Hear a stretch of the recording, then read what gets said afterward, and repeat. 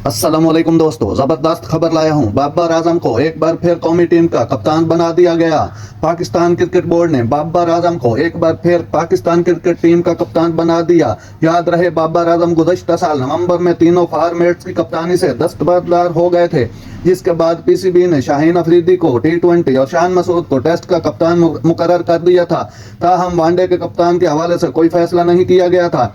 News के मुताबिक PCB की जानिब से जारी एलामिया में कहा गया है कि बाबर व्हाइट बॉल क्रिकेट में पाकिस्तानी टीम की क़ियादत करेंगे।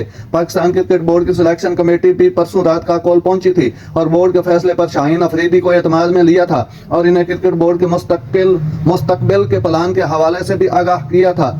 ज़राए के मुताबिक Pakistan cricket board selection committee ने शाहीन अफरीदी के बाबर आजम के हवाले से जो तहफ़्फ़ुज़ात थे उन्हें भी दूर किया और फिर कमेटी के मुतफ़िक़ा राय के बाद बाबर आजम को दोबारा कप्तान बनाने की तजवीज़ पेश की।